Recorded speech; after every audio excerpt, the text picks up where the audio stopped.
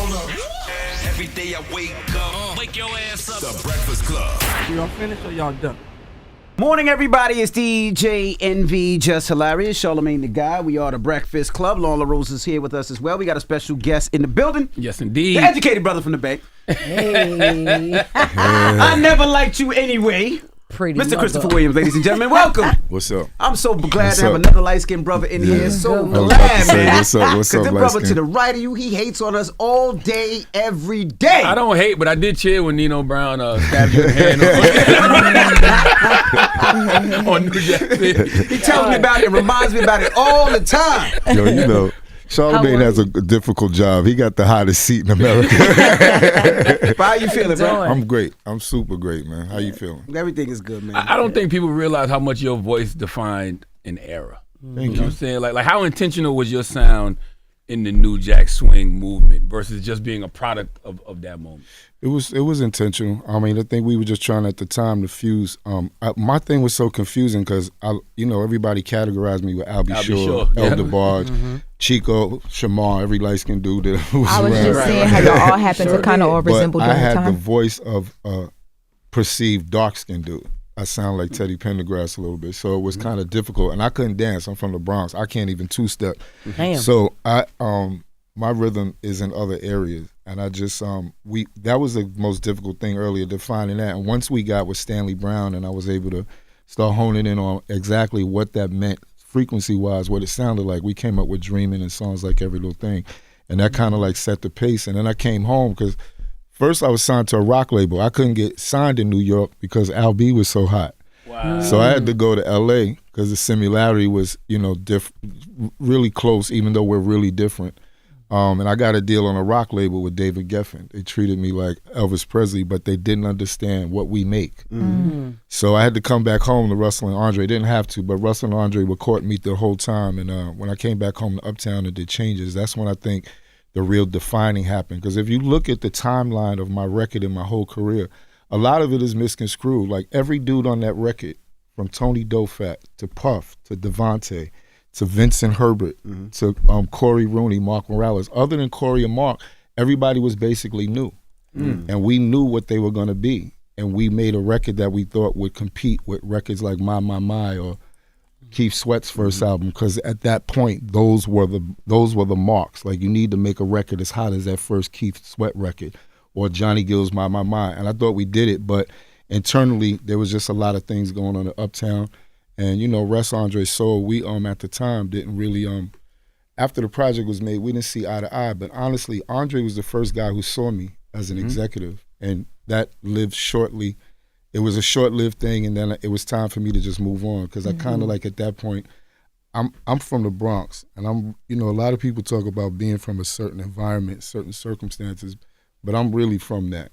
Oh, rest in peace to Andre Harrell. Andre told me a story one time, man. He said, don't let that light skin and that curly hair fool you with Christopher Williams, okay? He said Christopher Williams was a goon. He told me a story one time. I heard your boy Tyson on here one day talking. I was like, damn, Tyson. Because he told me a story one time. I don't know what you was upset about, but you came to the Uptown Records upset. And I don't know what you was in there doing, but I know they called Andre. He was on the way to the airport. He said, well, call the police. Yeah. Call the police. That's Yeah, true. I'm going to tell you the truth, Charlamagne. Back then, I think it's one of the things that I'm on now. We have been taught to knock each other down. And I love Dre I love Dre to life, man, but as brothers, sometimes we don't get along. I experience it up here a lot, and I know you have a job to do. You guys are great at what you do, and there's a space for everything. But at that time, the rubber had hit the road, and it was only my one career, and I didn't realize how MCA had Andre bent over, for a lack of better words. So we have to sometimes look at what somebody else is dealing with their shoes. But I was young then and full of gas, and I didn't. I just wanted out, and I basically shut Uptown down. And basically that resulted in Mary getting free, Jodeci getting free, and they were able to go ahead and make, Casey and JoJo, because, everybody. You said make them free. What did you mean shut it down? Well, there was no more Uptown. There was no offices. There was a paperwork, that bad deal that Andre had, but there was really no more Uptown. The offices were destroyed. There was no Uptown. And I think people then saw that there was something wrong. And I got all the blame for it. I got crucified for it. I got blackballed for it. But for me, what was the blame? Was it you destroying it? Was it? Yeah, destroying. I wanted out my deal. So basically, for me at that point, it was like, I'm getting out my deal. I ain't Kunta Kinte. I don't know Kunta Kinte. There's no Kunta Kinte in me. I'm a person. I'm not a goon, but I'm a soldier. I believe in fair play. But I'm at a point in my life now, and this has happened years ago, where I'm about picking my brothers up. Too many, we've been taught to knock each other down. Everybody has a gift set. So that's where I'm at now. So in hindsight, looking back on the Uptown thing, yeah, I'm open to talking about anything, but I want people to understand that whole experience at Uptown was dope creatively. It was a moment in history That's my favorite record label ever. Never be created again. Like, if we had to just film the meetings on Wednesday, it's comedy for a century of comedy. Like, those meetings on Wednesday, like, I was there when Jimmy Love was yelling at Puff to go get cheesecake. And that reenacted itself again. And that's no diss to Puff. I'm just saying, me and Heavy D were like the elder statesmen at the label. I was a free agent who came in.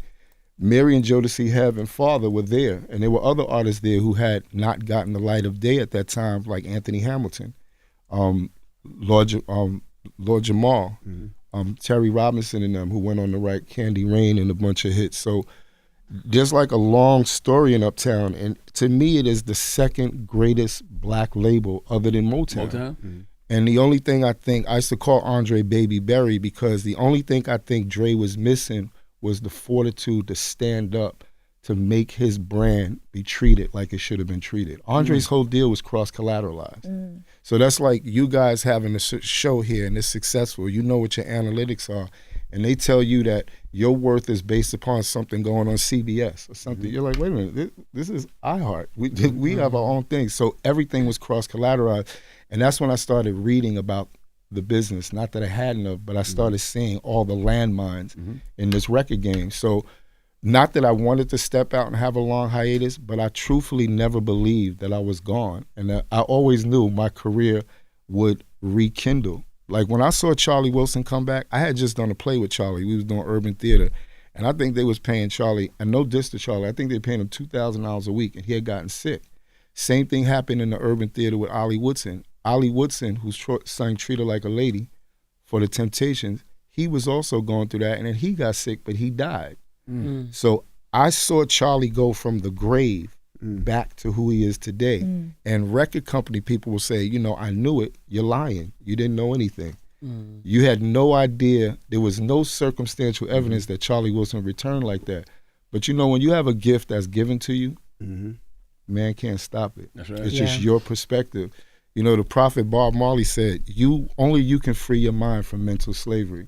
All this stuff. I listen to you guys all the time, and the topics and political things and, things you have to, and it's interesting because, again, it all relates back to this system that has been created for us to exist in. People don't realize this whole thing is a system. The Rothschilds and the Rockefellers created the economy. They created Washington. They created the language. They named us what they thought our name should be. And when you start reading and understanding who you really are and going back to oneself, you find real love, and then you can love your brother and your sister. So I believe that, I hear, like earlier, you guys were talking, it's like, well, how do you still have hope? It has to be in. It has to be within, and your perspective has to be yours. It's easy to be a Big Mac. Anybody could be a Big Mac. Because you look at what's trending and you go, okay, I'm going to put 2 all-beef patties, special sauce, lettuce, cheese, pickles, onions on me, and then I'm cool. But do you really feel like yourself? And biblically, you could relate it to the simulation of David. When he went before King Saul, he was like, I'm going to give you all the gold and the chariots to slay the giant. He was like, I've been slaying giants. You just don't know it. I've been slaying giants. You just don't know it. I come from Edenwald Projects. I was born to slay a giant, but now I don't slay him with this no more. I slay him with this. So my journey in this thing and what I mean to the culture, it always touches me, and I'm humble because I really feel the best is yet to come. Now, So what do you think? Oh, go ahead. Going back to the conversation earlier with you and Andre Harrell, I saw somewhere that Andre was talking about that he was willing to forgive that whole incident and y'all move forward. Was that true? Yes, like, it was very true. He And loved you. we loved each other. That's what hurts so bad. Again, when you when it's your brothers, I mean, I think all of us, I know you can, Envy, and I know you can. You growing up where you grew up with, who would say, come on, if you would have said this in high school, I'm going to be Charlamagne the God, they would have been like, you put him in the little bus. He was on the bus. For real. Just He was there. Standardized test. I mean, think about when we all were in 6th grade. If we'd have just said, what do you want to be when you grow up? If you would have said the President of the United States, everybody in your class would have laughed at you. Yeah. Because that was a ceiling, a perception that had not been touched yet. And the power of what you say and how you do. You said that earlier. Don't let your emotions dictate a momentary thing. Right. Your emotions will lead you to damnation every time. Your ego, your vanity. We're watching this over and over with our great black brothers, whether you like them or you don't like them. So for me, I'm at a season. I have, I've heard all the noise. I've endured all the noise. It doesn't bother me. I get it. There were things brought up about me that were just absolutely crazy stuff. The people that really know me want to react in a certain way, but I'm always like, listen, this is why they're lighting the match. Because if we continue to blow up on each other, this is what happens. They win. They keep this like a dog chasing his tail. He keeps biting that tail till there's no more tail at the end. So what do you think people misunderstood the most about you during your peak years? That I had talent. I mean, in my 20s, it was all about either being Al B. Shore's cousin or looking a certain way or who I dated. And I didn't know you had talent. And I get that, but it never really superseded the other stuff. I remember we were going meetings. I remember my first meeting at Geffen. They was like, put on Bobby Brown's pants. They had a stylist there. They were gonna cut my hair in the Gumby. Damn. I was like, yo, I can't dance. I can't do this shit. And I love Bob. Bob knows that for a fact. I remember it was my first Soul Train. I was like, me, Bob, and Al are boys. So the pitting's not gonna work. You know what I'm saying? I understand that you're gonna say, well, yo, you're the light-skinned dude who can sing. Al sings the way he sings. Al has a falsetto like El DeBarge and Bobby DeBarge and the greats before him. I have a baritone. I sing like Luther, James, Jeffrey, and Marvin Gaye and people like that. I literally said when I was listening to Good Enough that you sound like you can be Luther Nephew. I was like, this giving Luther Nephew a little bit. I liked it. I can't wait till you hear Woman of the Year, especially you. Period. Okay, look. All right, come on, Chris. I already got a Chris. Oh, she love a light skinned Chris. I'm not even joking. Like Chris Brown, her husband now is a light skinned Chris. Come on now. She love it. Before that was a light skinned Chris. She love a light skinned Big shout to you now. aged gracefully, Mr. Williams. Go ahead now. Go ahead. Thank you. But I was going to ask, with that hiatus, what said this is the time to come back? Because it was you were gone for a long time, and almost like a lot of your history, I don't want to say was not there, but people forgot about you. Yeah. And even with some of the younger people back here, when we said Christopher Williams, they had no idea. I had to play music and go back and be like, nah, this was his song, this was his other song. I had to show them, and they had no idea. So why the comeback? Well, November 5th, 2021, I was sick for the first time in my life. I passed out. And I'm a person, again, like a lot of brothers, I don't avoid the doctor, but I'm always looking for indigenous remedy. Okay. So this time I ran out of remedies and my kidneys had actually really failed. I was in Vegas with the guys from Kool and the Gang. We were opening up the first gaming park. Huge project we were working on, but it fell through. So at the end we packed up, and I think the stress of it, and I was with a bunch of retired Caucasian brothers, super cool guys with Amir Bayan, and we were drinking the finest cognacs and liquors and Louis the 13th and stuff. And I've never been a drinker. I'm a Rasta. And my kidneys couldn't take it.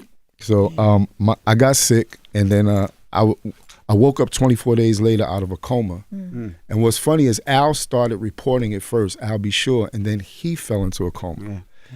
And when I came to, I was 130 pounds and paralyzed. Wow. And I was walking around about 200. I'm 6'1", 200. That's only 195, 200. So I woke up in hell, but it was the best thing I think that could have happened to me. Because everything got stripped away from me. Everything. I've been paying insurance. Every single thing was like a test for me. It was like revelation to say, Chris, this is what your purpose to do now. Like this music and comeback is just a platform for what I'm really gonna do. And one of the main things is that everything has been coming full circle. Like, I hear saying like chase the bag, chase this. I've never chased nothing. I don't chase. And if I'm in pursuit, then I'm out of pocket, because that means I'm doing something I shouldn't be doing. So full circle, get out the hospital. I'm not on one pill. My kidneys totally recovered. Love it. I'm not on one pill. Amazing. And all because of me believing that I don't just read things. I really go in and say, okay, let me see how this works for me. And sometimes it doesn't, sometimes it does.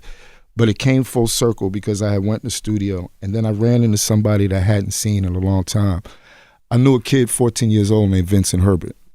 Salute to Vince. So Vincent came to me with a whole staff, acts, writers, producers, and he was dead serious. We were in Edgewater. I think he came to I don't know how he met me. I think through one of the girls I was dating or somebody had flown in. And he said, I'm going to be, like Clive Davis. I thought it was funny. A lot of people come to you when you're hot in music. But he has something about him because, again, he had a stylist, writer, staff. Faith Evans was a byproduct of that through Kayama Griffin. Mm-hmm. And I gave him some bread to go in the studio. He started coming by my house, and the rest is history. Now, the ironic thing about Vince and Faith is that, unlike most people in music, you know that there's a possession in that. Mm-hmm. So it's like you owe somebody something. But I believe you sow a seed because I hear Christians say, I know where my help comes from. But you want payback for sowing a seed. So I've never been like that. Mm-hmm. So I sowed a seed because I know I had windows open for me. I had grace on me. So to watch Faith Evans and Vincent Herbert and these people that I had been instrumental in having the honor of touching, it came full circle because I said, listen, I just went in the studio, Vince, with the GOAT, Troy Taylor. Big shout to Troy Taylor. Mm-hmm. And he said, well, let me check the temperature. I want to see what you're doing. You want to see how you sound because, do you sound out of pocket? You sound like you're trying to make a record too young, or you sound dated? Mm-hmm. And I played a song for him called Woman of the Year. And that's when we started pursuing it. Then I had realized in my hiatus, I had not wasted time because I never stopped working. I just wasn't on the mainstream. And I was no longer invited to the White House. You know what I'm saying? And that's cool because, again, I'm from a black house. Mm-hmm. I might be light-skinned, but I'm from a totally black house. Mm-hmm.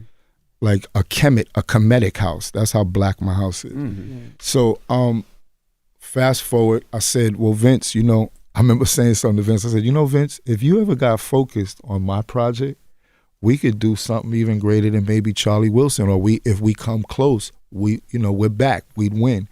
And that to him was like, focus. Like, nigga, I'm gonna show you, excuse me, can I say that? I'm gonna show you what focus is. And then we just started knocking records down. And I knew that the synergy was back because I never wanted to cut the new single Good Enough. And we had great records already. But I was going to cut this song called Church Boy, ironically, which I was a church boy. I'm not into organized church anymore. Nothing against the church. But we wound up, he said, yo, go on and cut Good Enough. And my first thing was like, man, it sounds like, you sure that don't sound like a breezy song? But part of that was appealing to me because I love Chris Brown. Like to me, that's like my musical nephew. Well, if I could pick a musical son, he'd be that son. Mm-hmm. But he can dance. Oh yeah, I can't. Yeah. He does more than dance. I seen Holmes get down for 3 hours, Envy. That's beyond dancing. And the crazy stuff is I didn't see no band. I didn't see nothing. It was just the breezy show. Yep. So kudos to that young man for enduring.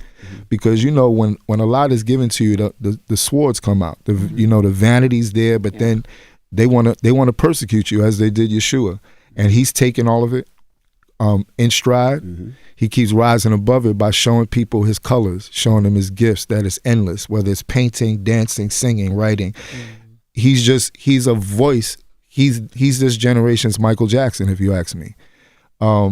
So kudos to Chris, not to spend too much time, but I found my groove again because I never stopped. So in my hiatus, I wrote a movie about my aunt Ella Fitzgerald, which I presented to Vincent. They love it. But the thing that really caught his eye and HBO's eyes, I wrote a story called The Book of Akbar. Mm-hmm. So I was in a movie called New Jack City. I played Kareem Akbar, where a dark-skinned dude snitched on me, Charlamagne. He would definitely snitch. Court and everything. Yeah. Why'd he do that, Charlamagne? And that's my man. Like, Wes put me in college. People don't know. I went to Purchase College. I was in the street. Wes and my next-door neighbor lived in an apartment down the hall, Theron Cotton. He went to Purchase College, and he knew I could sing, and I used to hang around GQ because they're out of my block, too. I used to watch GQ play as a youth. And I was raised in the drummer's household. Paul Sabe, but they called him Paul Service. So I was raised as Jamaican because I'm adopted. I don't know anything else. So even my whole life, they call Nati Chris, Nati Wapum. So I had a different perspective. These guys made it. So every breadcrumb in my life was showing me that all this stuff is possible. You know, I watched one of my mentors, my idols, Bill Underwood, discover Johnny Gill. And I saw him start to transition, but it caught him. So these were all lessons for me. Hold on, Chris. You speeding a little bit now. Hold on. Your aunt's Ella Fitzgerald. Yep. Right. Wesley Snipes paid for you to go through college. Tell us about that. Well, Wait, Wesley didn't pay. He got me to go to school. So him and Theron Cotton was like, yo, you're talented. If you stay on this road, you're gonna fuck your life up. And I was having my first child at the time, so it was important for me. I was paying attention. So I wound up going to Purchase.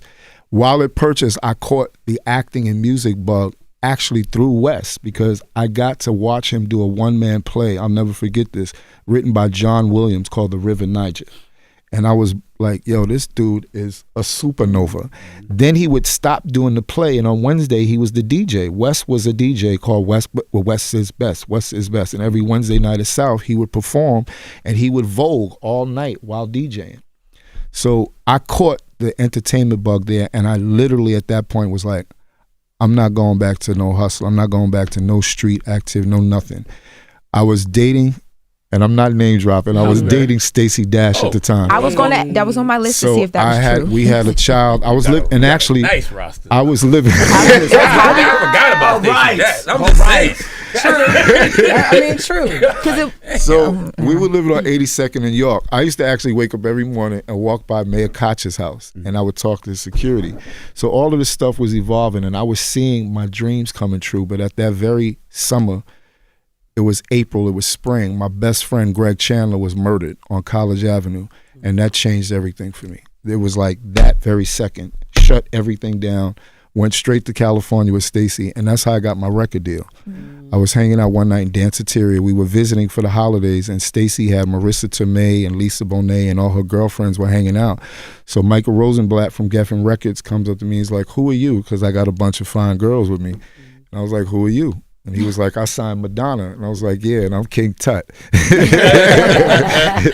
But the truth was, he had signed Madonna. I never chased a record deal. It was like the breadcrumbs of my life. So he says, listen, we don't do black music, but I think you're, you got something.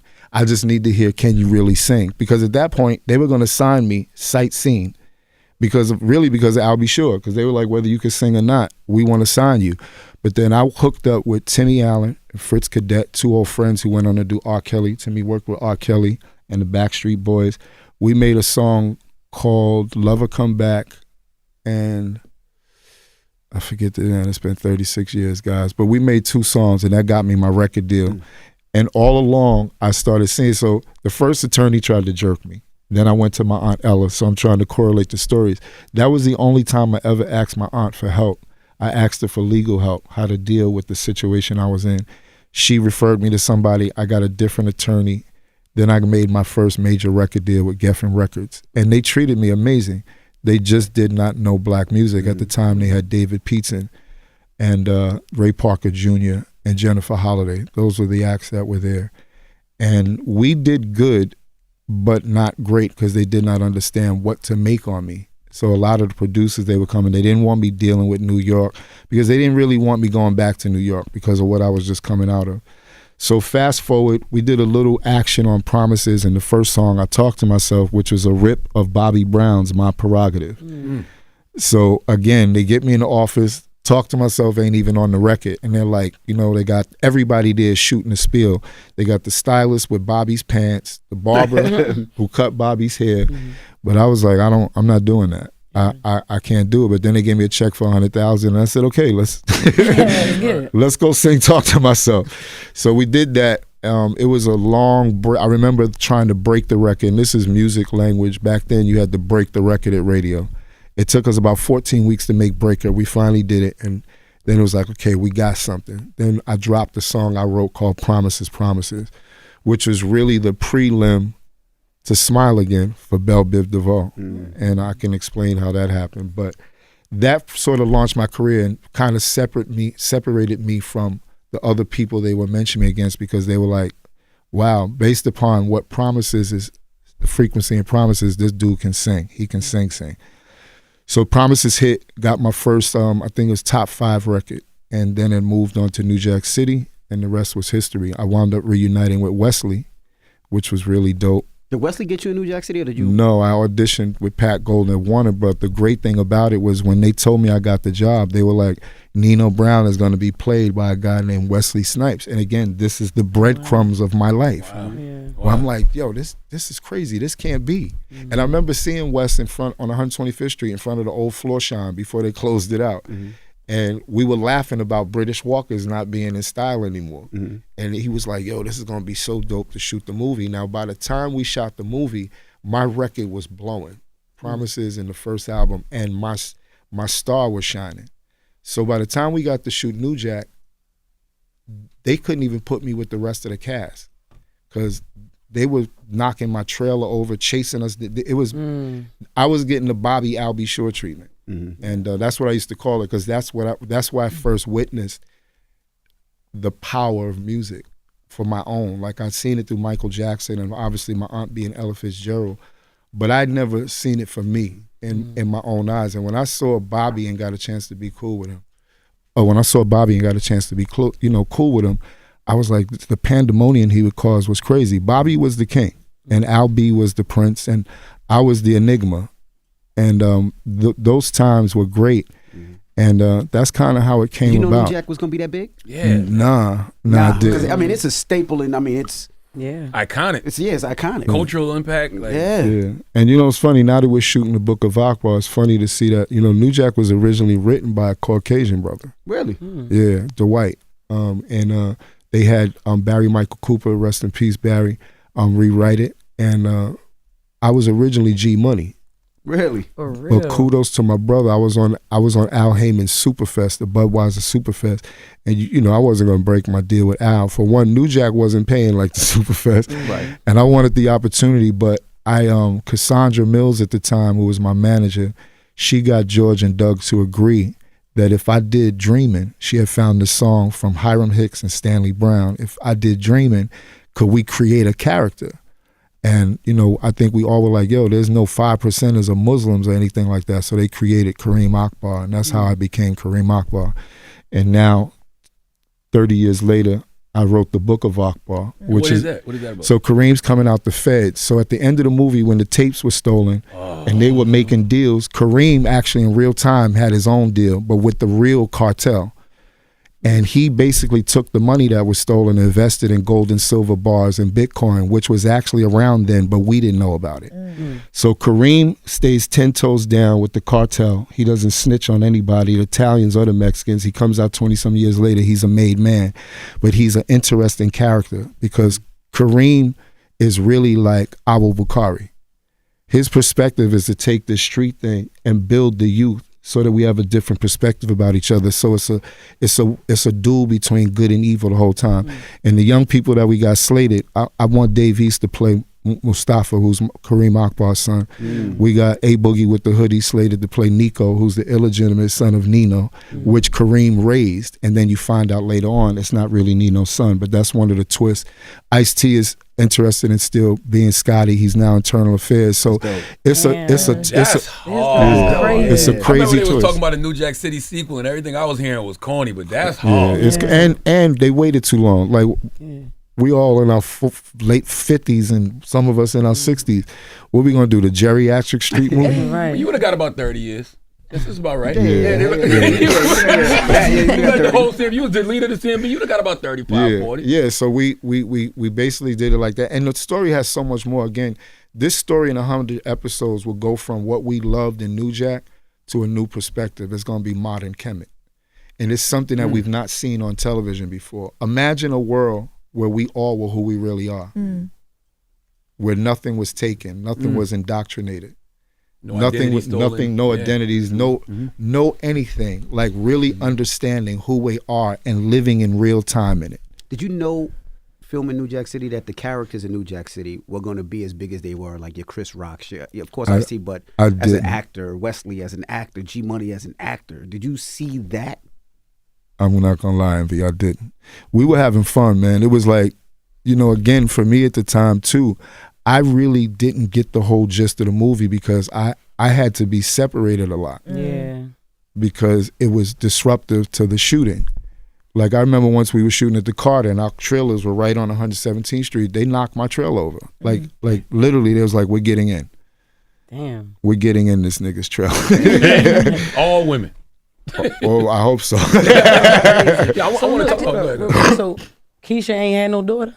No, but what we do have the guys in is that getting the rights is that he has trouble sleeping after all these years. He did 4 years in the shoe at different times, and I'll explain why he had to do 4 years in the shoe, because Nino sent people to kill him. Mm-hmm. There's a small twist. Nino's not dead. Okay, I heard that. So, but the thing is, Wesley's never wanted to do another gangster thing, because even when we were trying to make New Jack 2, it was always Wes saying, "I don't want to do another. I'm not interested. I'm not." And even though he did the Dependables, so I mean, just as a small joke, if you're gonna do the Dependables, you should do it. Right. So we never got to do it, and then time went on, and we would hear other things, and then all of us were kind of like, nah. So basically, the main people are Dream Sequence, because Kareem is an interesting dude. Like his whole mannerisms. He's going to remind you of like a cross between Denzel in The Equalizer and Abu Bakari, because his forward thinking is like Billy Carson or Yaki Awaken. His nutrition is like Aries Latham. He's an indigenous dude who's been stripped of everything, kind of like Christopher Williams. But through that, he's not bitter. It makes him better. Mm-hmm. He gets a different perspective about oneself, so he's able to interact with people differently, how he takes everything in life different. So back to the original, I didn't want to go around the block, but that's when I died, Charlamagne, that's what happened. Like everything became precious to me. I literally just started moving this right arm like maybe 6 months ago, but I was able to mock that it wasn't hurting to get my performance going again. Wow. Because I knew that it would take building a platform, because you have to have a voice. And, that's why a lot of times when things would come against me, I wouldn't speak on it, because I was like, if someone knows me, they know me. They know what I stand for. They know they know the man that I am. And as long as my kids and my family are straight, the rest is kind of like, I can't control that narrative. So, I got blackballed. And again, I never felt the chain because I've always been a rebel in a sense.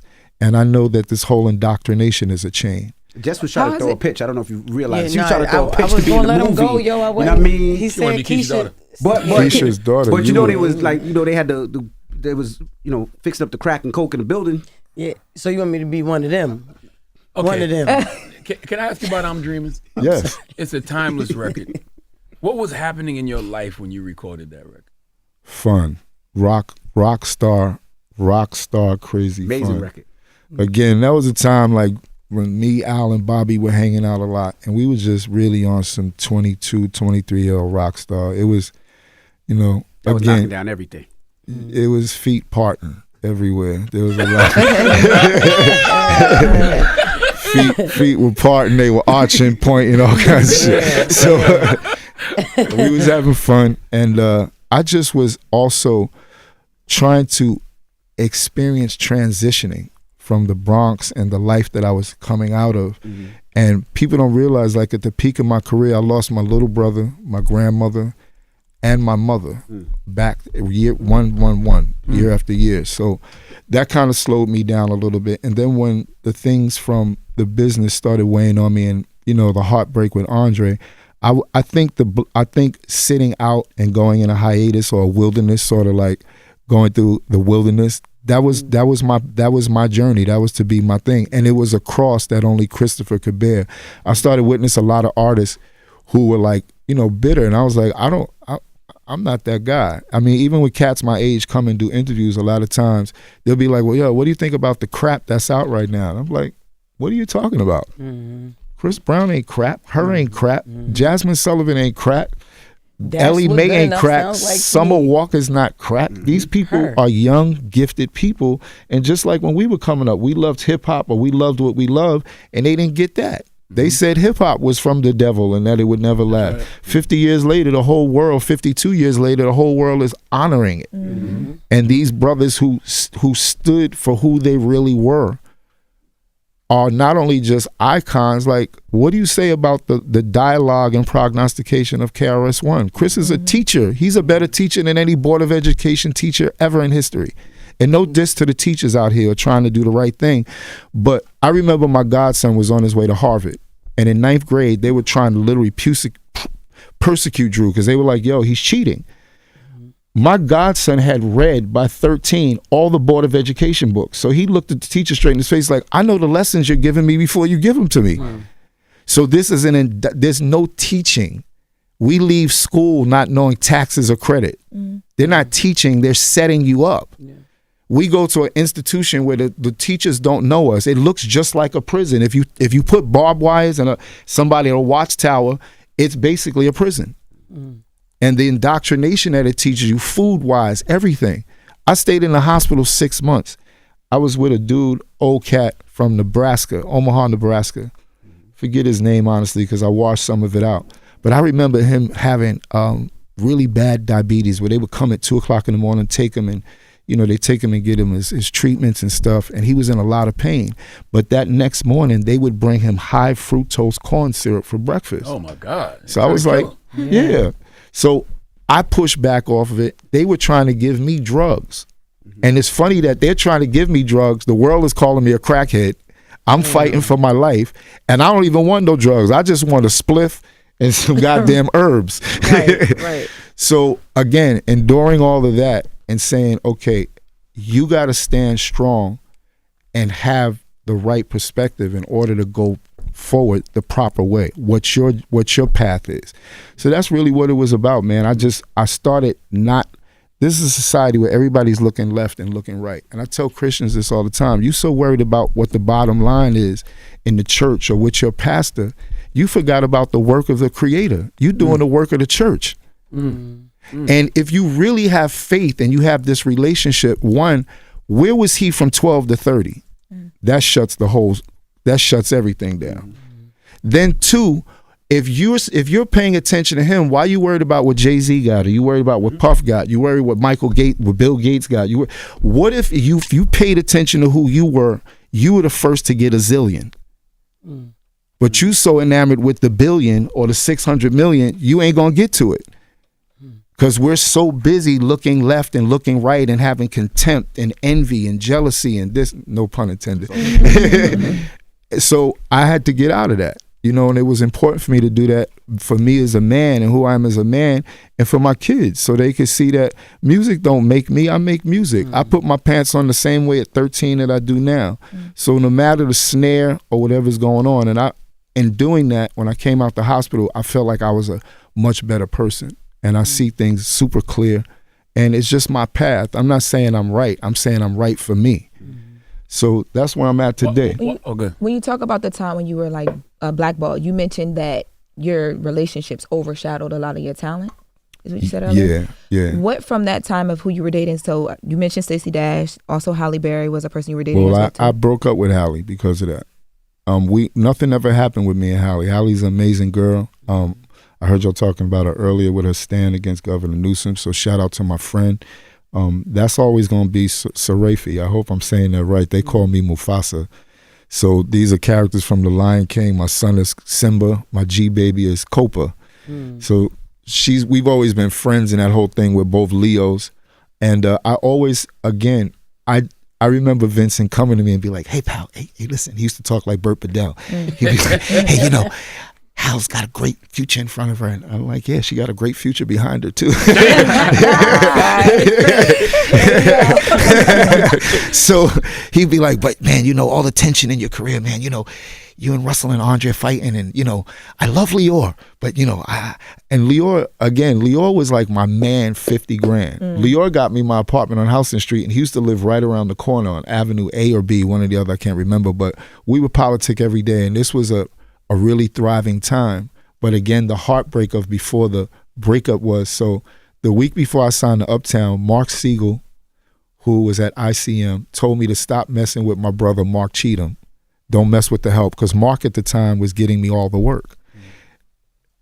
I never knew Mark Siegel, after signing to Uptown, would become the president of my record label when I had signed to him being my agency. So now I'm in bed with an agency who no longer wants me to work, because now the agent who signed me is now running the record, and then the whole dichotomy at Uptown changes. So what me and Andre had agreed to, I was the executive producer. Andre saw me, because again, he saw the moves I was making outside of music and just my general heart.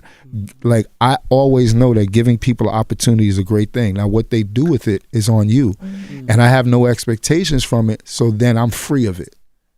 I've sown the seed, I'm free of it. And that's not how this business works.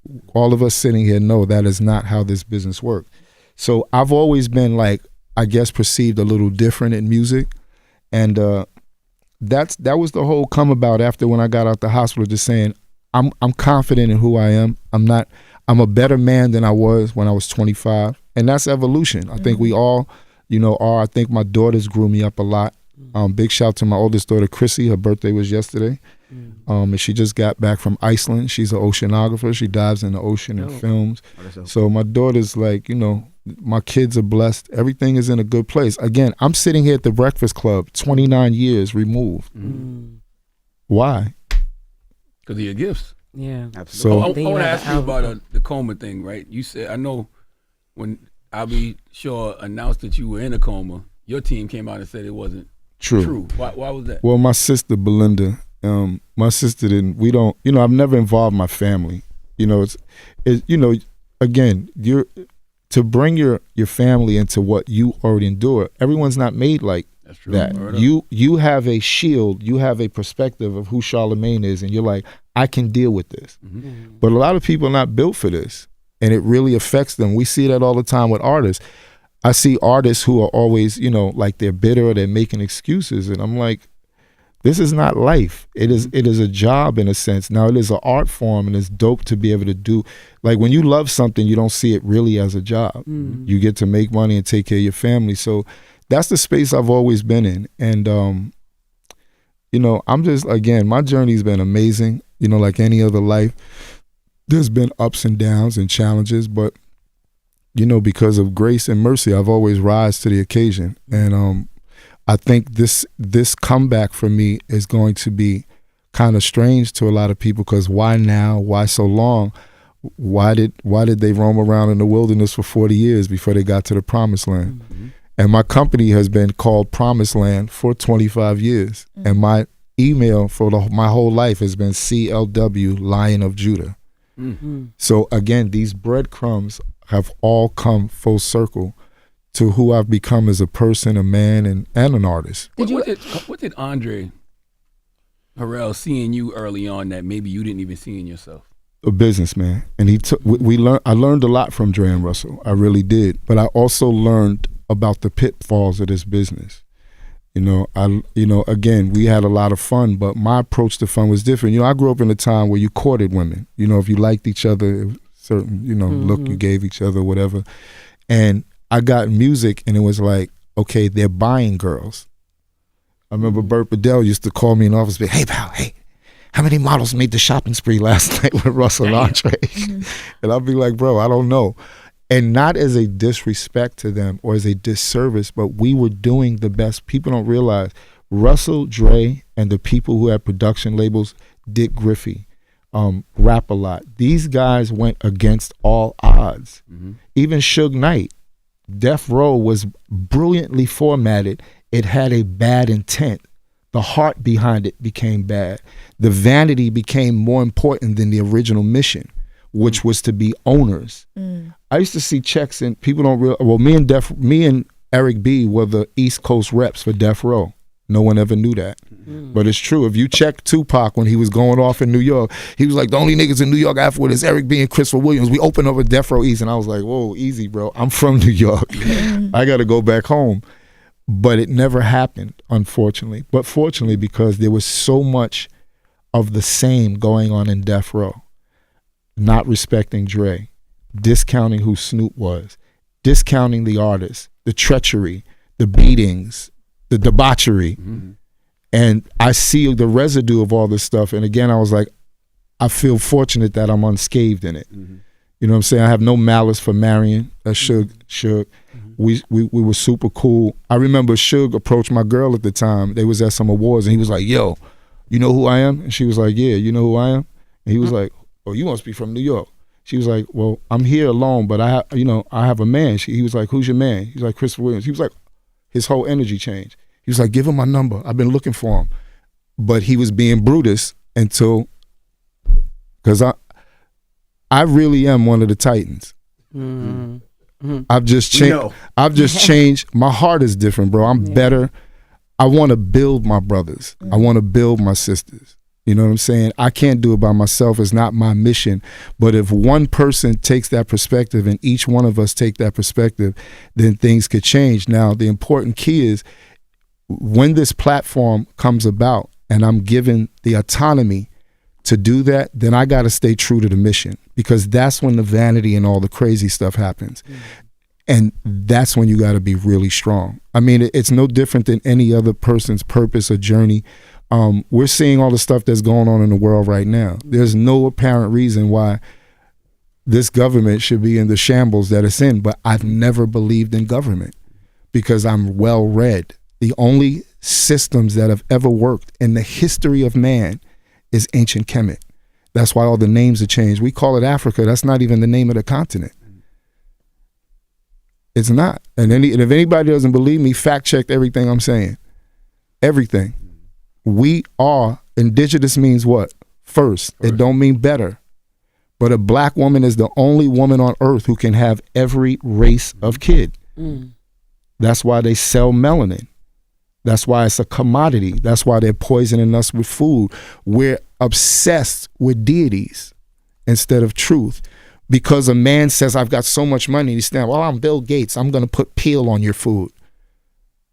And we say, it's like when Rockefeller said, "I'm going to give jobs to all the Negroes." We were like, yeah. And you're going to work for our system.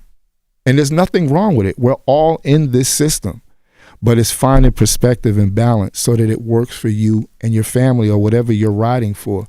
Now, my family stuff is one thing, but I've been given an assignment on this earth. We all have. What do you think it is? The truth. I think it starts through Akbar and some of the things that I know are true. I think that our kids need to be re-educated, all kids, because there's a severe indoctrination. I mean, they spent hundreds. I could go on and on for a million years. Shout out to my brother Terrence Howard. I mean, you call something multiplication. How can you have three components and multiply? Like, so if you got $3 and I say, Charlamagne, I'm your big bro. I want to multiply that $3. I'm going to teach you multiplication.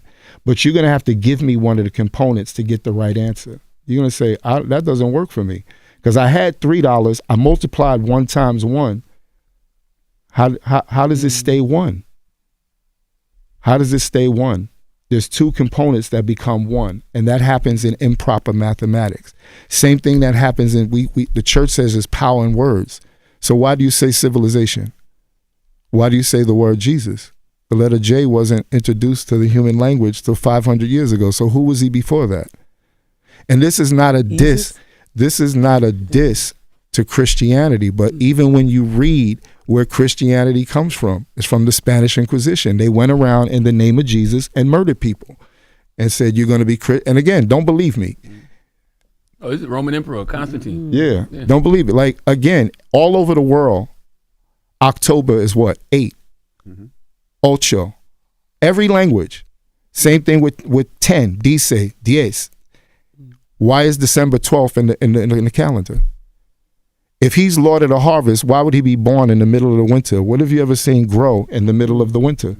So how could his birthday be December 25th? And we know these things.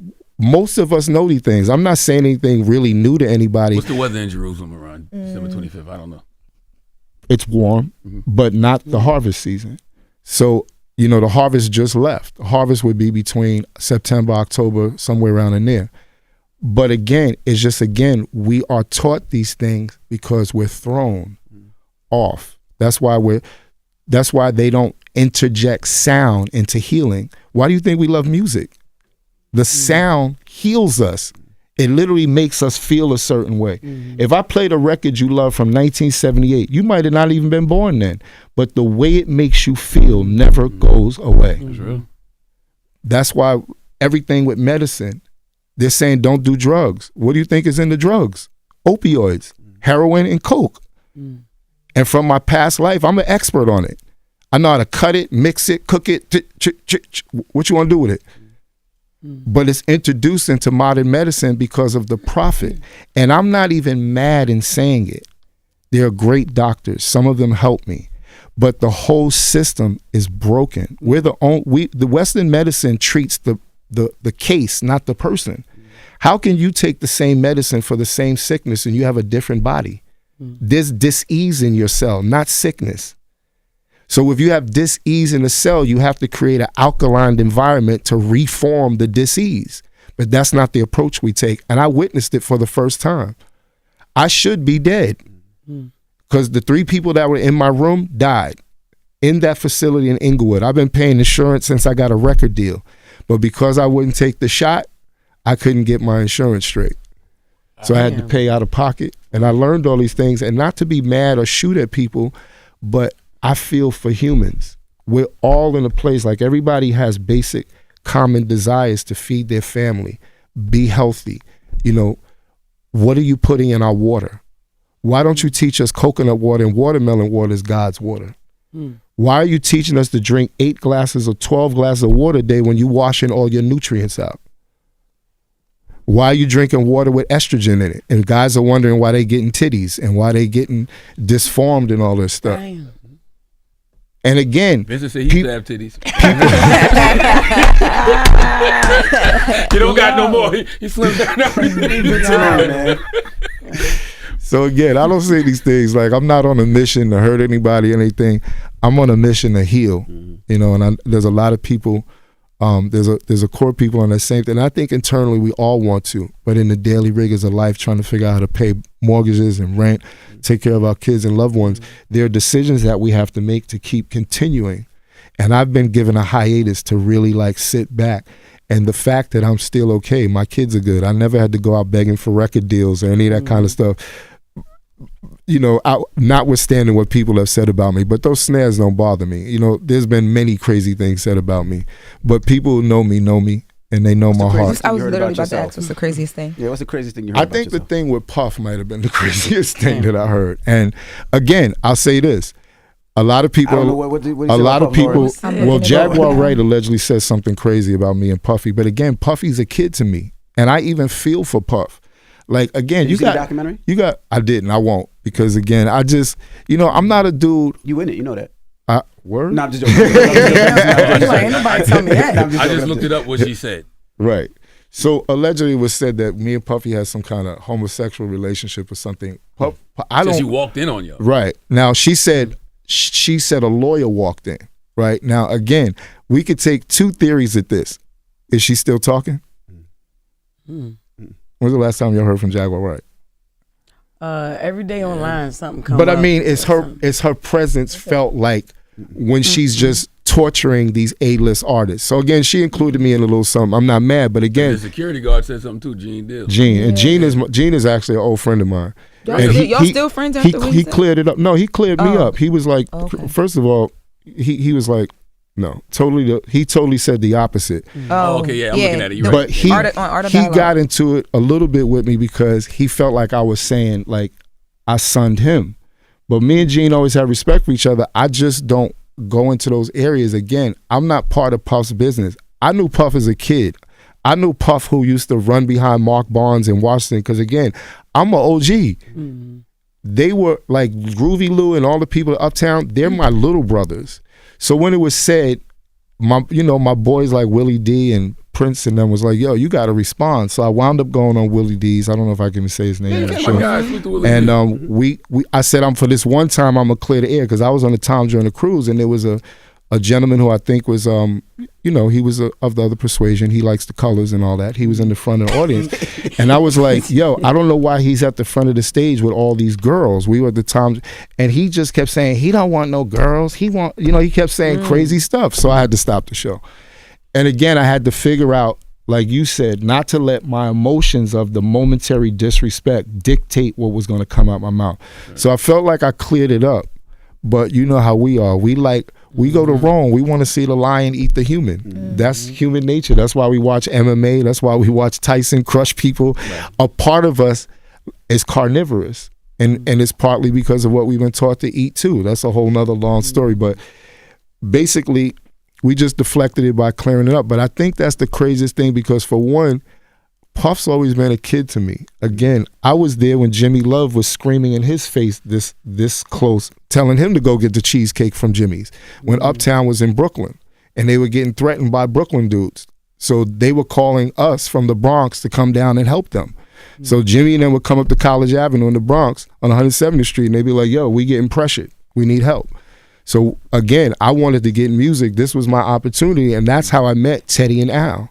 Me and Al formed a friendship, and so did me and Teddy, but Teddy was with Gene Griffin, and I knew Gene in the street through Bill Underwood. Mm-hmm. You know, I'm a youngin' though, but at the same time, I'm now 20.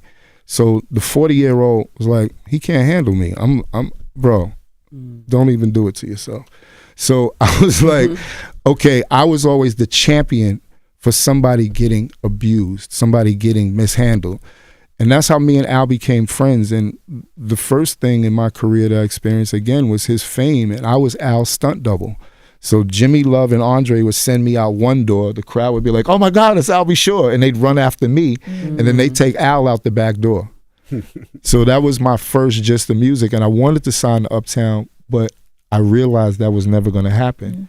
So at the time, I was dating Stacy, and she was getting gigs. I think she had just done the Cosby Show.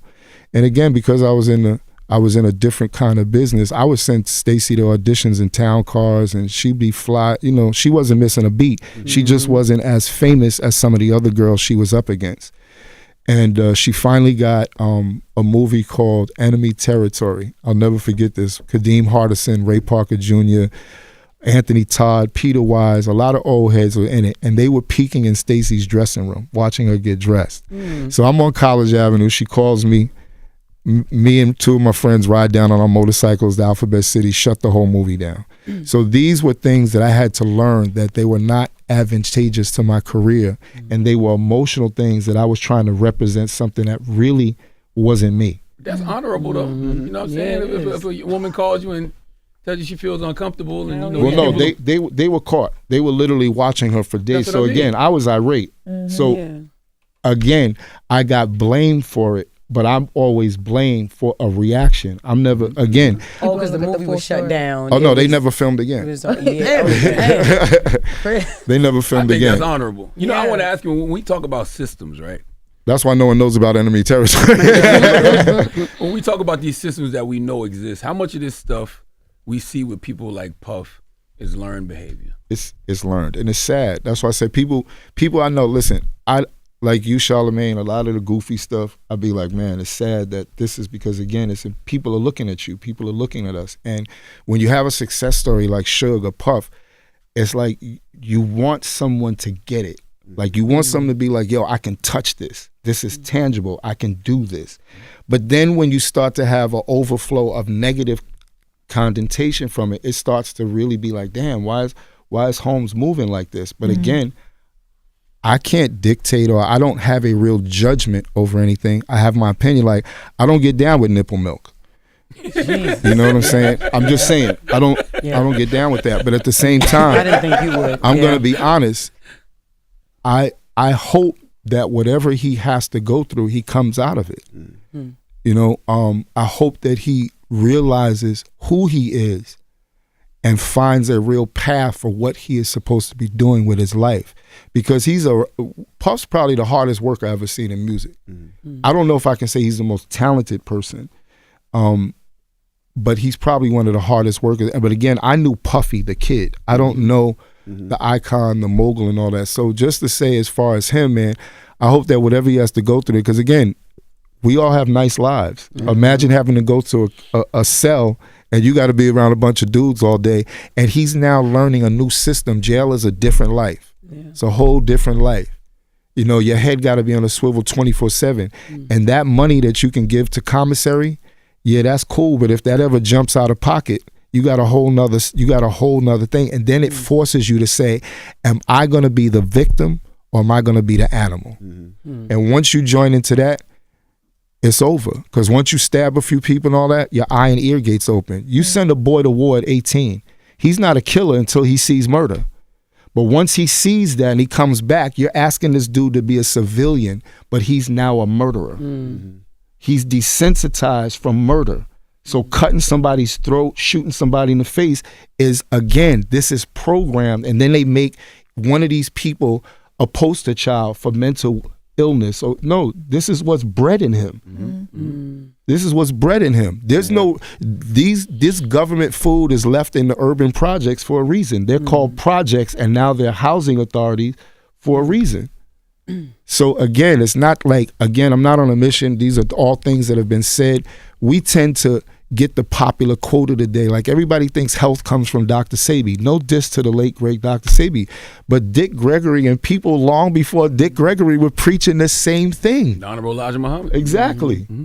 You know, and our forefathers, Thurgood Marshall, Cryptus Actus, Frederick Douglass, these people fought for our rights. We've been told they were certain things. These were all Republicans. We are the innovative party. All this stuff has been stripped from us. And it's not, again, I truly believe that if the shoe is on the other foot, the conditions would not be this way. They wouldn't be this way. If we were the, we have empathy. We were the dominant. We have compassion.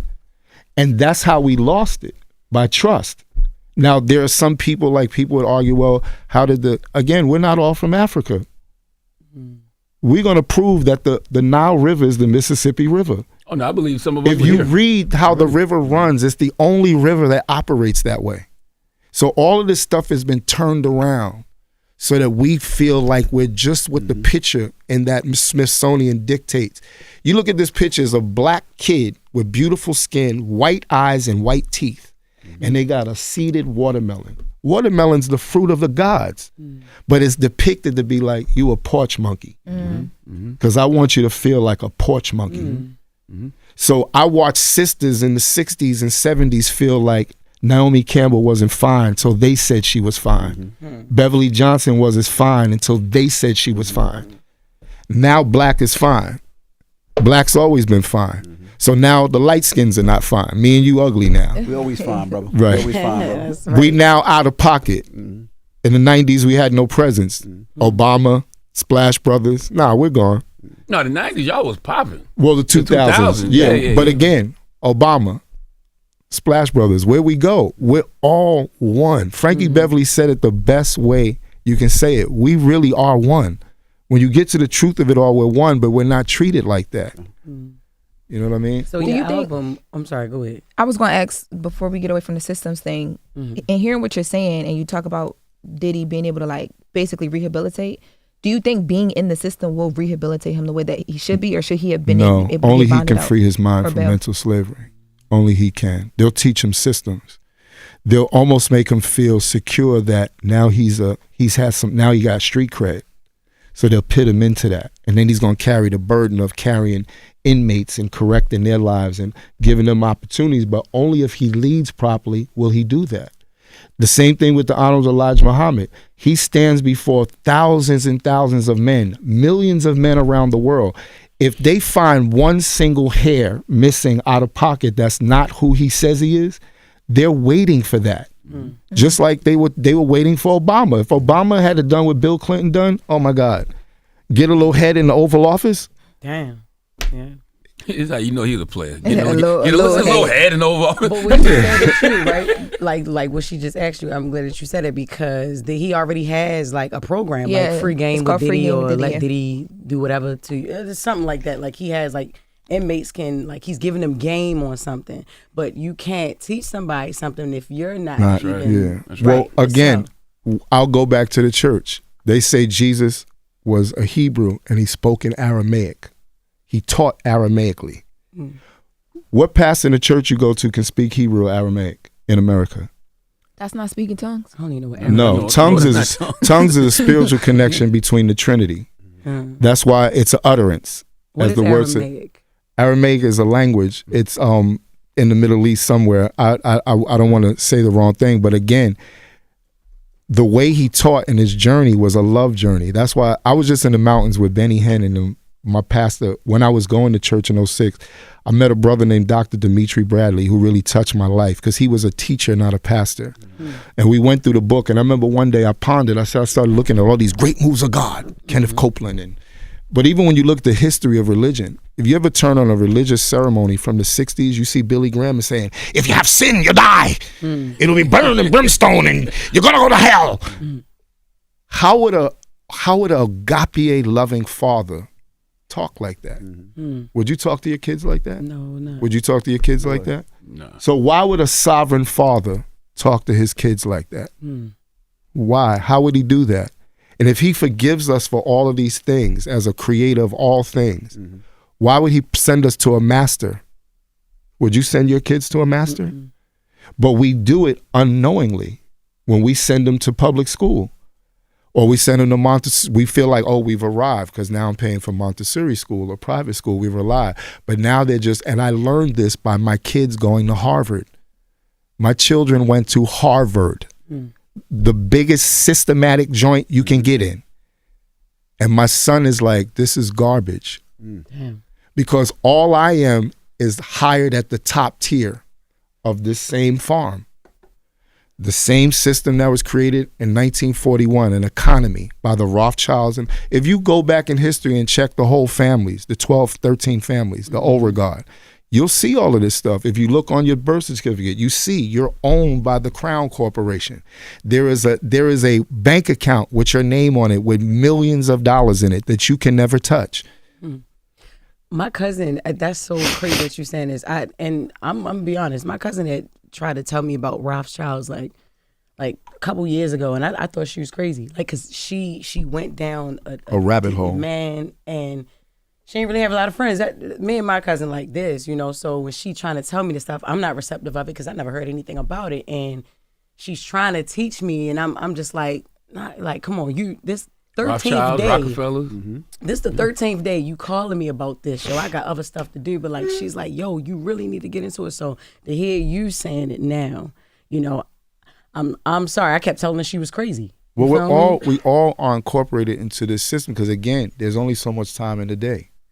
We got to get to what we're trying to get to. So again, that's why I say I learn these things with a clean, open heart, not for judgment. I'm not bitter. I understand exactly what it is, but love is the only thing that's going to conquer this thing. We keep searching for a ballot. We keep searching for a savior in government. They're all on the same team. It's all one government. They're all on the same team. Blue, red, all of that stuff. Yeah. When you mix it together, it's purple. What is the significant purple? What does that mean in the color system of America? They said Prince was weird. It's easy to get to it. There's like the purple was evil. It was some kind of weirdness about it. And people are like, well, where are you going with the colors? Everything in this system, every word. Okay, let's go with midnight. Who can prove midnight's in the middle of the night, one day of the year? I want somebody to do that and call into the show because it never happens.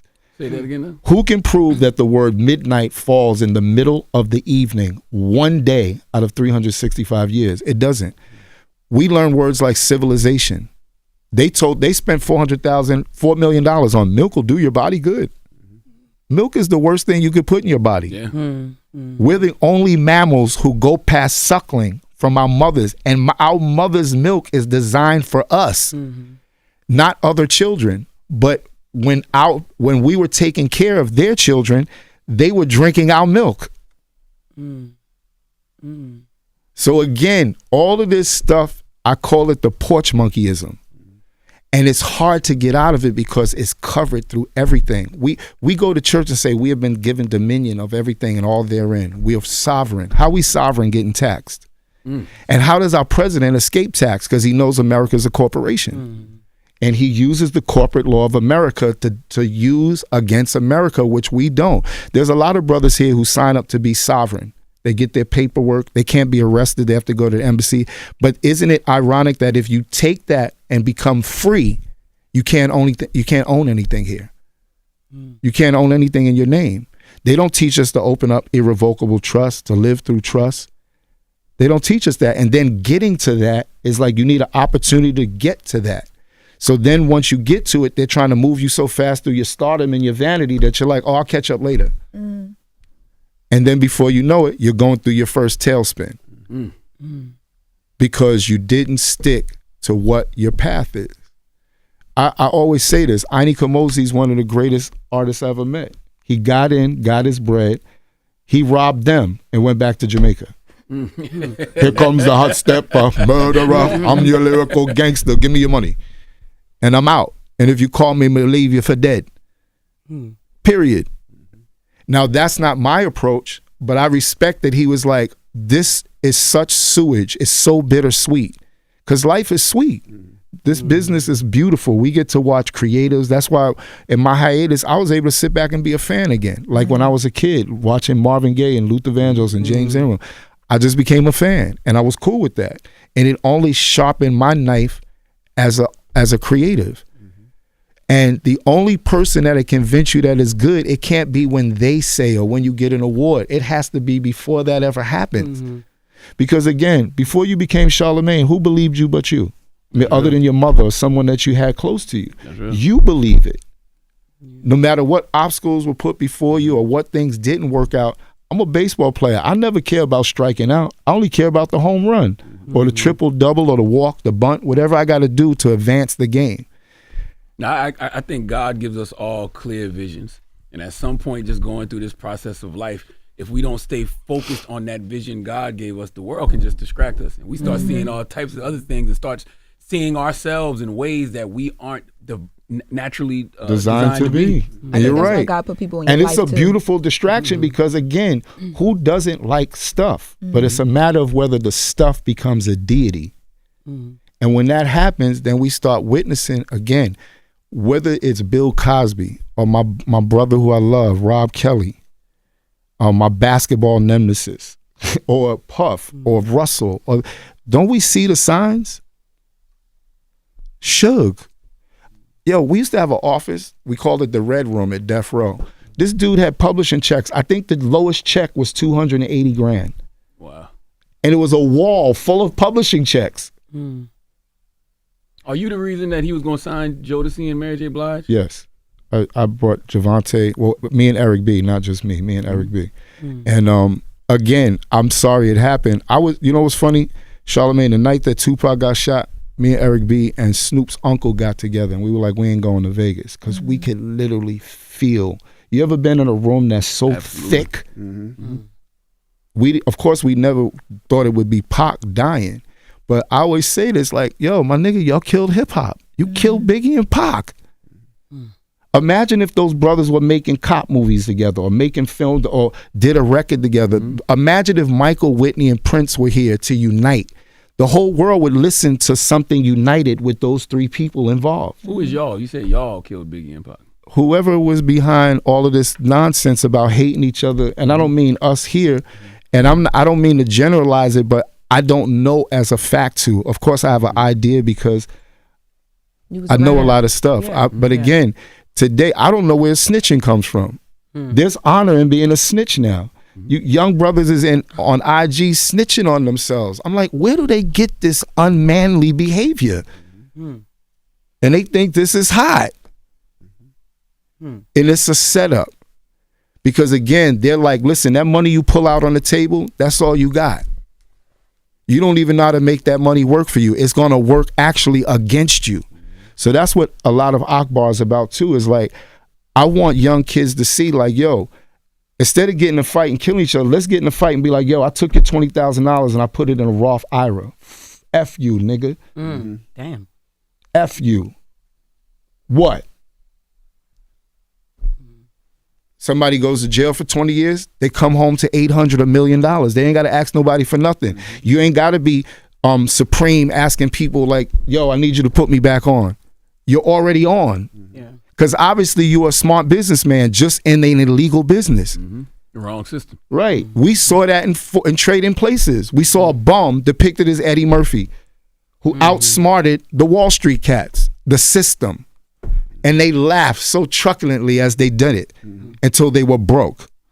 Because that's their deity, what they stole. They didn't earn nothing.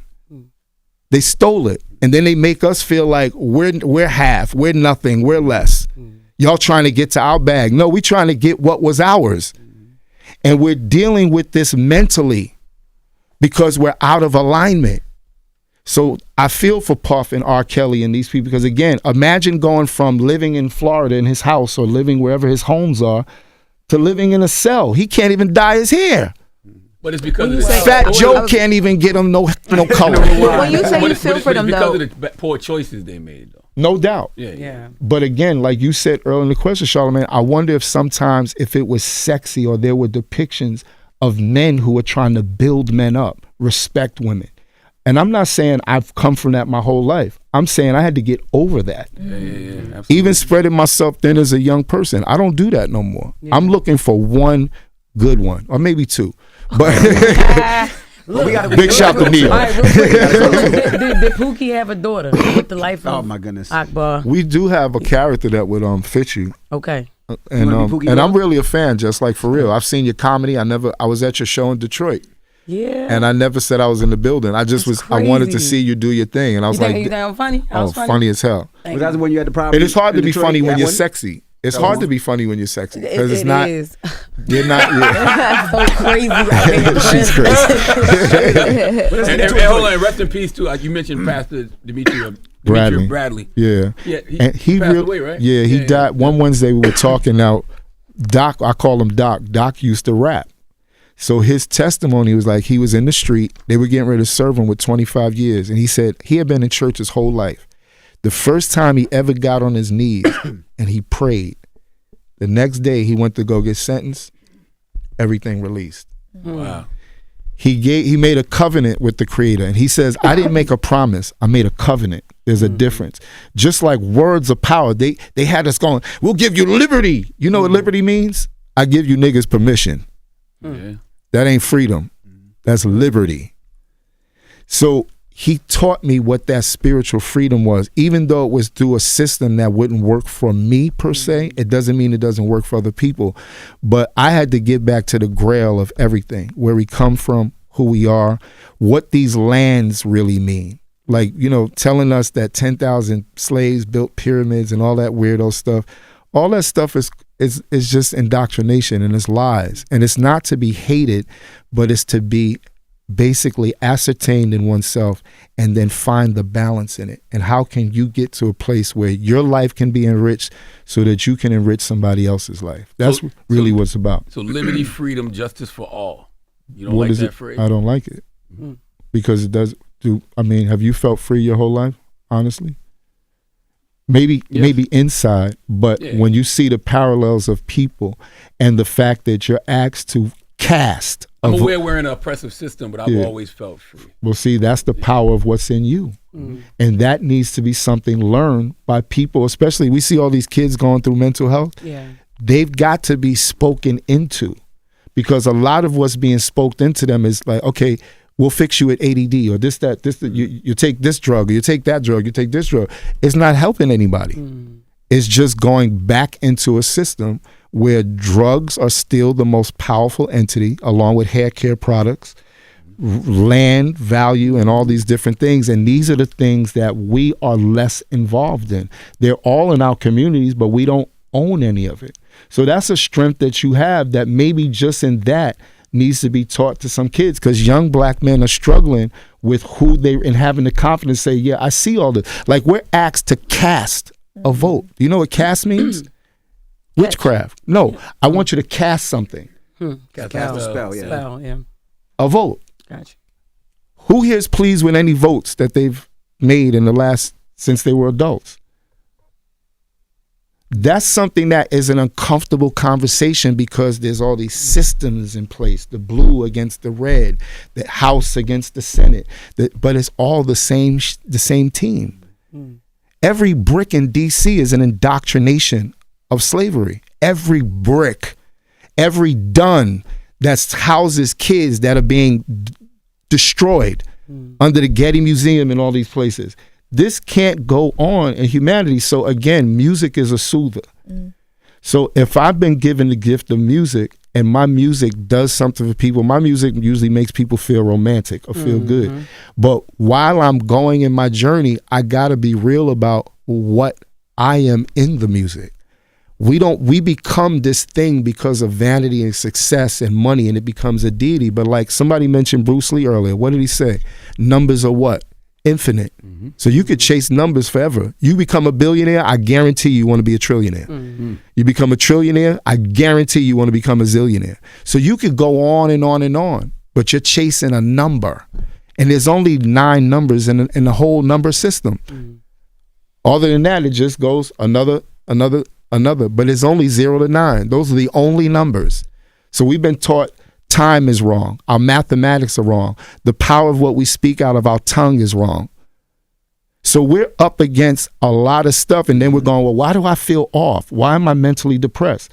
Because this is the crap that we've been served up, and we believe it. We're not in divine alignment. No. So when you bring it all back to music, everything that you're saying, right, it is perfect for your album, War and Peace. Of course. Are you teaching through your music? Yep, War and Peace. And because and that comes out 2026 in March. 2026 in March, War and Peace. And I think that it's really a perfect depiction of, we try to assimilate, especially with a Christopher Williams record. I think me and Vince sees me. He knows how to assimilate who I am as a man and the message in my music. We're not taking the romance or the good feeling out the music, but there's an assimilation in each message. War and peace. Who's going to win? Peace. But we're going to show you the war too, because we got to keep it a buck. We got to keep it real. We have to show you that these challenges in a relationship assimilate the same way as the challenges in life. And you'll hear that in the music. I think Good Enough is a perfect example of that. It's basically, Good Enough. I just want to, I hope my best is good enough. I don't want to lose your love. It could be Eros love. It could be child love. It could be brotherly love. I don't want to lose your love. And it's hard for black men to say that. Like, I love Charlamagne. When I was coming in today, you know, my friends were like, yo, you know he's going to attack you. He's going to get you. I'm like, damn. His reputation proceeds again. And you got to have an experience with somebody to say, listen, and I go into it open-heartedly. Even if there was a conversation here that wasn't so positive, we could agree to disagree. What they thought that he was going to talk about, the Diddy stuff? Well, I'm open to talking about it. Again, a lot of it, again, is the same contempt, jealousy. And this man is successful. People hear his name every day. People know you not even from here. People know you from different things. You're not just a comedian. You're not just a personality. You're a lot of different things. So people get a preconceived notion. Just like I've heard people walk up to me and be like, I thought you'd be arrogant.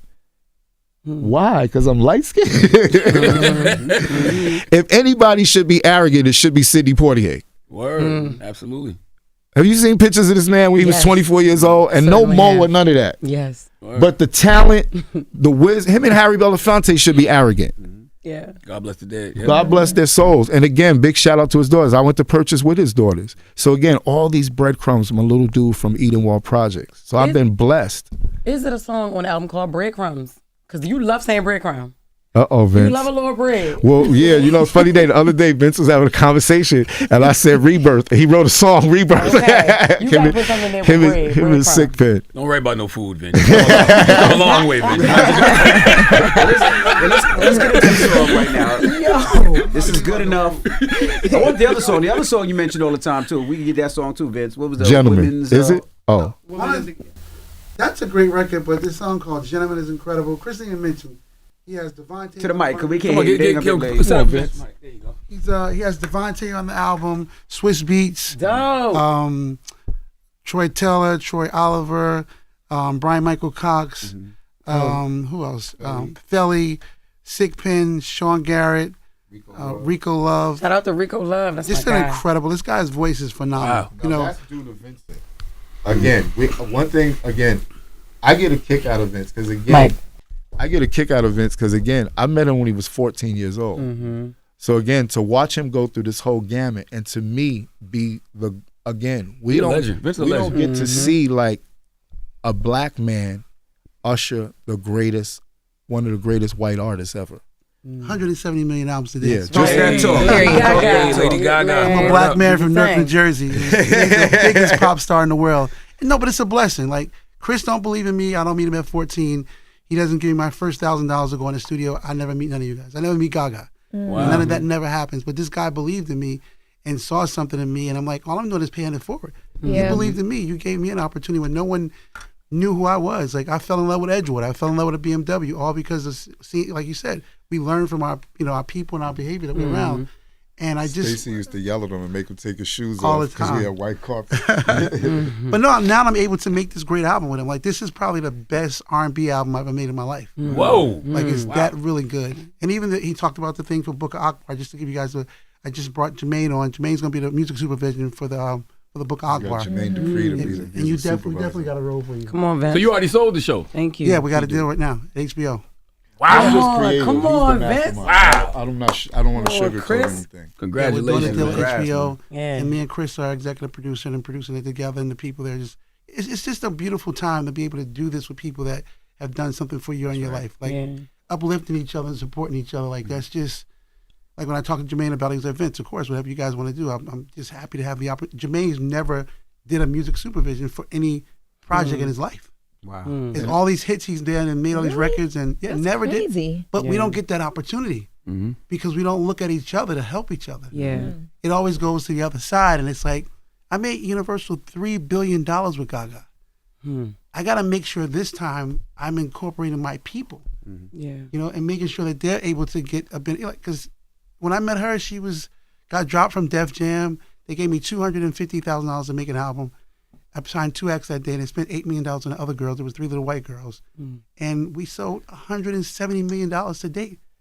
And those 3 white girls, you don't even hear from them no more. Jimmy wanted to make the album. He spent $8 million. I don't know what, Wow. But that, and then Gaga's nominated. It's her 5th time getting nominated for Album of the Year. Wow. This is like before my son was born. So now this is like 13 years later. Yeah. It's a blessing. And it's a blessing for me to be able to do this with Chris and really make this project, the TV show, the movie, the music. The album's phenomenal. He sounds unbelievable. Like, people we write our people off and we don't pay attention, but this guy's voice is unmatched. Wow. It is. Really special. Good enough. His voice is dope. And he didn't want to do good enough. I was like, Chris, you got to cut this That's record. so crazy. And the fact that you shouted out the artist, her, right? That's what. Yo, he said he got a role for you already. Yo. But when a beat drops in Good Enough, it reminds me of her Damage, right? And like you said, like that was the second artist that you said out your mouth. That's really, really I love dope. her. I'm not just because her name is her. Her and Jasmine Sullivan and a lot of young people, man, like Bruno Mars, Andy Pack. We still a movement. Our culture's still in good hands musically. I think the people of my generation got to understand they don't make what we make. It's for us to fuse into being relevant today and not being afraid to be new. Yeah. You don't get stuck. Like, youth needs wisdom. Wisdom needs innovation. So when you take youth out of your life or you take elderly out of your life, there's a part missing. That's real. Yeah. Our ancestors are speaking to us right now. That's why they wrote all the stuff they wrote in those caves, and it's still significant thousands and thousands of years later. Yeah. They're going to try to explain how the pyramids in Antarctica are popping up right now, and they're going to lie about that. But we ain't going to lie about this new music. Right. I look forward to this new act from y'all, man. Congratulations, man. Let's Thank get into you, it guys. right now. This is good enough. We ready to go crazy with this TV show. You know what I mean? That's right. I'm not gonna play. She's like, I'm with you. She gonna play We ready the to go best crazy, Pookie's yo. daughter out there. It's Christopher Williams. Let's get into Good Enough. It's the Breakfast Club. Good morning. Hold up. Every day I wake up, wake your ass up. The Breakfast Club. Y'all finished or y'all done?